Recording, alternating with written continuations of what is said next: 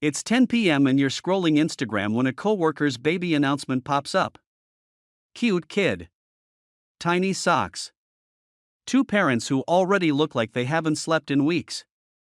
And quietly, without asking permission, your brain starts doing math. Diapers. Daycare. Hospital bills.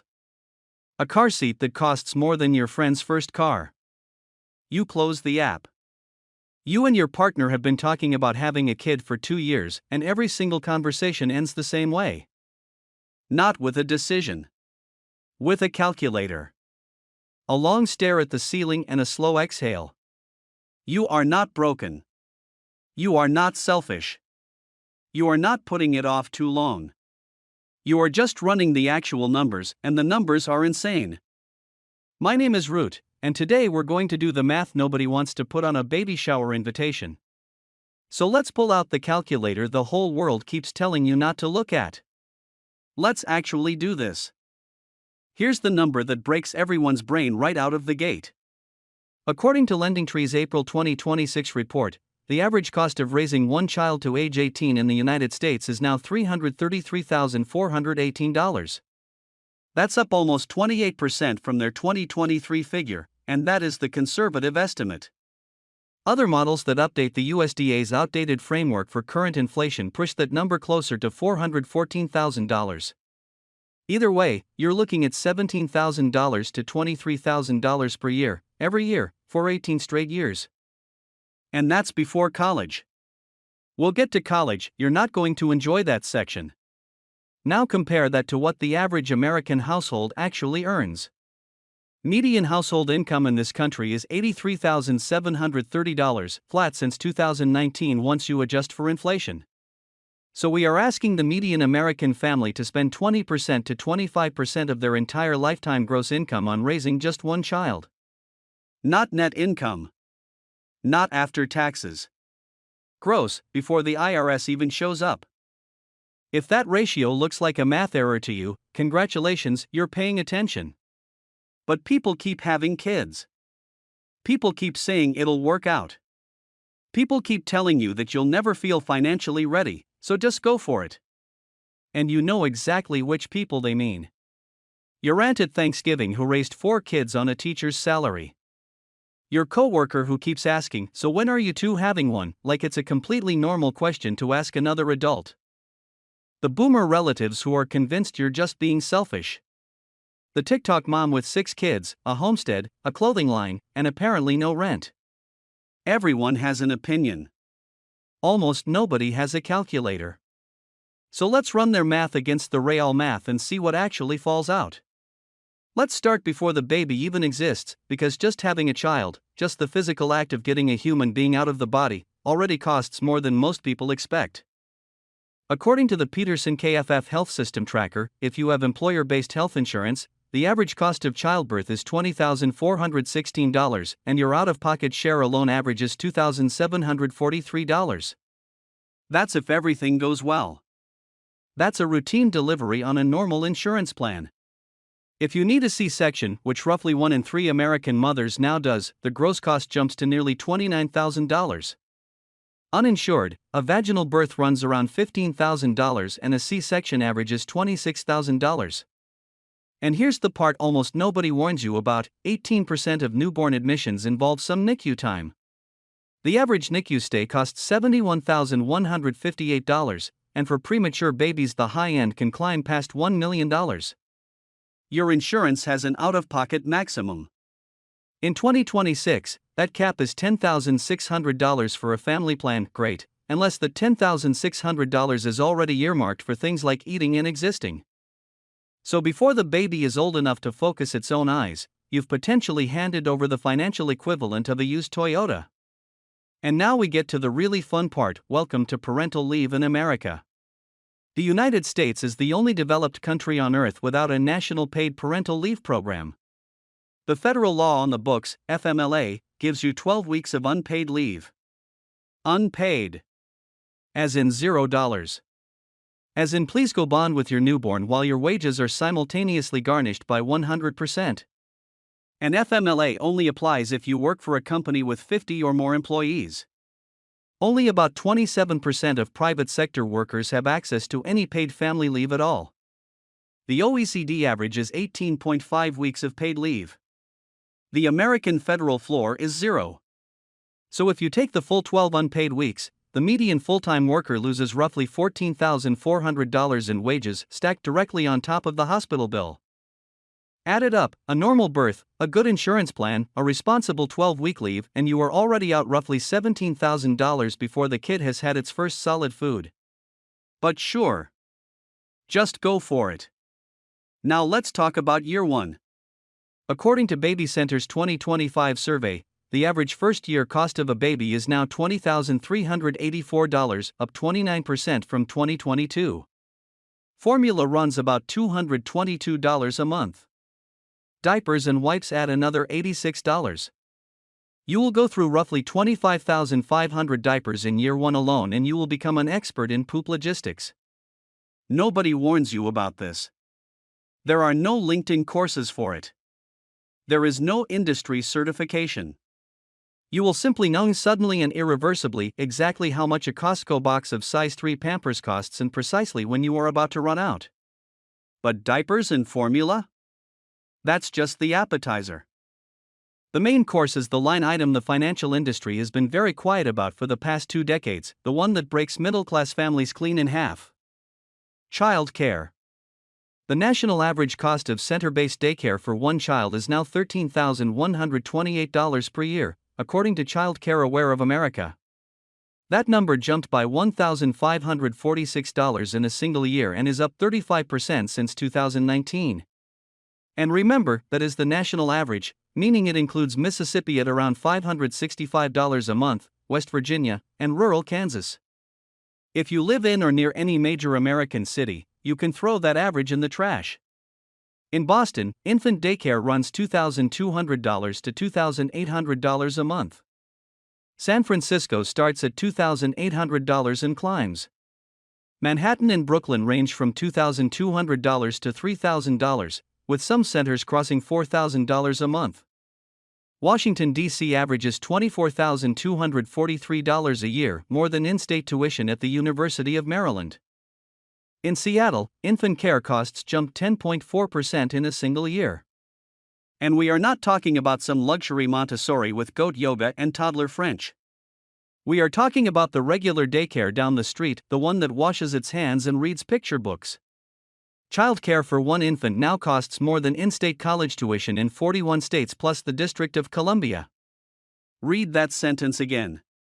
We have built a system where it costs more to drop your 1-year-old off for the day than it does to send your 18-year-old to a 4-year public university, and then we turn around and tell young couples they should just figure it out. Care.com's 2026 Cost of Care report surveyed 3,000 parents and found the average American family is now spending 20% of their household income on child care alone. The federal definition of affordable child care is 7% of income. We are nearly 3 times that. 1 in 5 families is spending over $30,000 a year on childcare. And 31% are pulling directly from savings, not the vacation fund, not the new car fund, but the actual savings they were supposed to live on if something went wrong. Now let me introduce you to Jack and Sarah. They're a couple in their early 30s living in Denver. Jack is a software project manager making $82,000. Sarah is a nurse making $74,000. Combined household income, $156,000. They are firmly upper middle class. They own a Subaru. They have been doing everything right. They have one child who is 14 months old. Here is their actual monthly math. Gross income, about $13,000 a month. After taxes, healthcare premiums, and 401k contributions, they take home roughly $9,400. Their 2-bedroom apartment in a decent school district costs $2,400 a month. Daycare for one toddler at the nearest center with availability, $1,950. Groceries for a family that includes a tiny human who only eats 6 foods, $750 a month. 2 car payments because Denver is not walkable, $700. Car insurance and gas, $400. Health insurance copays and prescriptions since the deductible isn't met yet, $300. Student loans, because they both have degrees, conservatively $500. Utilities, internet, and phones, $400. The baby's pediatrician copays, baby Tylenol, and Pedialyte, $200. Total fixed monthly costs, $7,600. They have $1,800 left over for everything else in their lives. Clothing, date nights, birthday gifts, diapers not already accounted for above, toddler shoes that get outgrown every 8 weeks. Any unexpected expense whatsoever. Jack and Sarah are saving roughly $200 a month right now. They earn $156,000 a year. They are above the median in every category, and they have less monthly margin than their parents had on a single income in 1985. Here's what that life actually feels like day to day. It feels like checking your bank account before every single grocery run. It feels like the daycare director sends a $30 art supplies fee and you genuinely don't know if you can swing at this paycheck. It feels like 2 a.m., the baby has been screaming for 40 minutes, and instead of just calling urgent care, you're doing mental math about whether the copay is worth it or whether you can probably wait until morning. It feels like declining your sister's destination wedding because the math does not math. It feels like being one car repair away from a credit card balance you'll carry for 3 years. This is what we now call having a kid in 2026. This is what we tell young couples is completely normal. And you might be thinking, okay, fine, one of us just stays home. Problem solved. And this is exactly where the trap tightens. Because that is the calculation millions of families are now making, and it is not the escape hatch it looks like. According to Bankrate's 2025 analysis of census data, full-time working mothers earn 35% less than full-time working fathers in 2024. That is not the general gender pay gap. That is specifically the motherhood penalty. And it is widening. It was 31% in 2023. A study in the Proceedings of the National Academy of Sciences found that women's earnings get cut roughly in half after the first child and stay depressed for years. Not weeks. Years. So when one parent, statistically almost always the mother, leaves the workforce to avoid the daycare bill, she is not just losing 1 year of income. She is losing her career trajectory, her retirement contributions, her Social Security earnings base, and years of lost compounding in her investment accounts. On top of that, she picks up a resume gap that hiring managers will quietly hold against her for a very long time. This is what economists call the two-income trap. Elizabeth Warren wrote an entire book about it 20 years ago, and we collectively decided not to listen. A modern two-earner family has less discretionary income than a one-earner family did in 1970 because all the fixed costs, housing, healthcare, education, and childcare, have inflated specifically to absorb the second income. You are not getting ahead with 2 paychecks. You are running fast enough to stay exactly in place. Okay. So let's say you've made it. You've survived year 1. You've paid the hospital. You've gotten through the daycare years. Your kid is now in public school, which is free. Finally, something is free. You can relax, right? Yeah. About that. The Kaiser Family Foundation's 2025 Employer Health Benefits Survey found that the average family premium on employer-based insurance is now $26,993 a year, up 6% in a single year. The worker's share of that averages $6,850, which is up 26% over the past 5 years. Adding one child to your plan typically moves you from single coverage to full family coverage, a jump of $5,000 to $15,000 a year, just in premiums. And that does not include the deductible, which now averages $1,886 even on the cheapest available plans, or the copays, or the prescriptions, or the fact that pediatricians schedule well-child visits approximately every 6 minutes during the first 3 years of life. That is for a healthy kid. Add an ear infection, a broken arm, some braces, maybe therapy, and the numbers compound in ways that nobody puts in the baby books. Then there is housing, because as your kid grows, your housing situation changes whether you want it to or not. Suddenly the 2-bedroom is too tight. You start checking school districts, and the good ones come with property tax premiums and home prices that run 10 to 20% above the comparable house just 3 miles away in a worse zip code. In high-cost metros, the gap between a 2-bedroom and a 3-bedroom can run $12,000 to $18,000 a year in rent or mortgage. You are not just adding a child to your household. You are moving. You are upgrading. You are paying the school district tax. Everything gets bigger and more expensive, including the car. The minivan exists for a reason, and that reason is quietly devastating. And we still have not talked about college. Your child is going in 2044, and the numbers there are genuinely staggering. College costs have historically grown about 5 to 5.5% per year. By the time your newborn turns 18, in-state public tuition is projected to run around $62,000 a year. Private universities could exceed $144,000 a year. A 4-year private degree could cost somewhere north of $575,000 for one degree, for one kid. If you want to fully fund an in-state public degree without your child taking on any debt, you need to be putting about $300 a month into a $529 plan starting the month they are born. For a private university, that number climbs to around $700 a month. And that is just for college. That is not retirement savings. That is not your emergency fund. That is not the down payment on the house in the school district you cannot quite afford yet. All of those things need to happen simultaneously, with the same paycheck. So let's stop and look at the whole picture. The honest floor on raising one child to age 18 in a major American metro all in lands somewhere between $400,000 and $500,000 before college. That is if nothing goes wrong.